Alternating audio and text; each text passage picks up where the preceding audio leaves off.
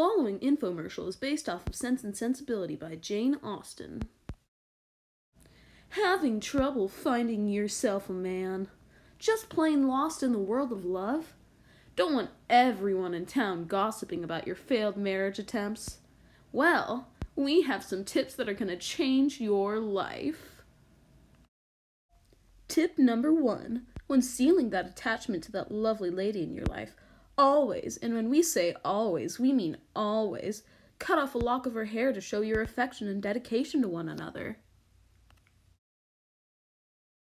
At first I was skeptical of Marianne and Willoughby's attachment to each other, but that was before Lady Margaret came to me with great news. In her words, she said, "I am sure they will be married very soon, for he's got a lock of her hair."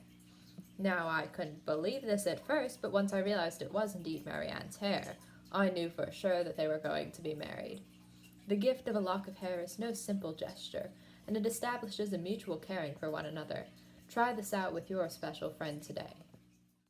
Once you've got a lock of your lady's hair, make sure to put it in a ring so that you don't lose it and it'll always be with you. Hey, and if all else fails, it always grows back. Tip number 2. Always make sure he or she is rich. Love may be nice and all, but the real question is, will you get disowned by your family in marrying the girl of your dreams? Not on our watch.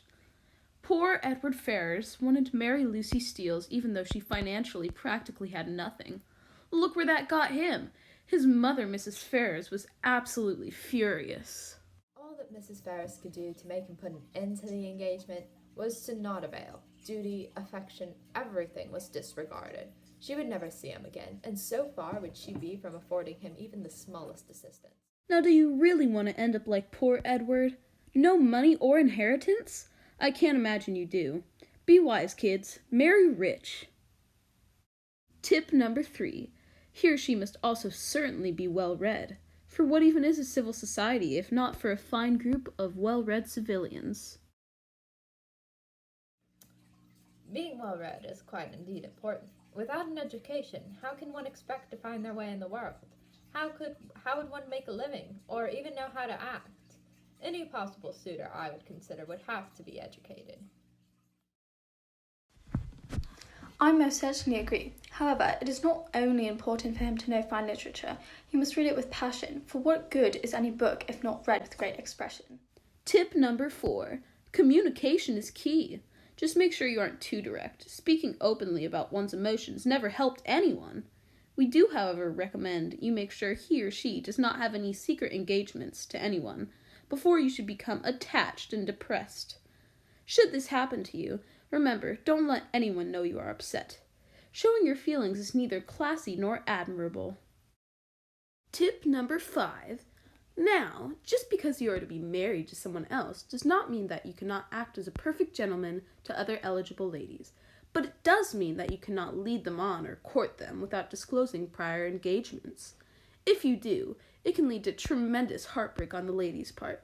It might even cause you to do something as rash as marry for love and not for money. And then, as stated in tip 2, you will certainly be disowned. Our 6th and final tip is to send love letters to the lady you have chosen. Make sure not to show too much feeling in them. Otherwise, if the engagement does not go through, you will most certainly be vulnerable to ridicule from the lady or anyone else who may find them. Be sure to burn any such letters. Now here is a statement from the unfortunate Mr. John Willoughby who has made this mistake.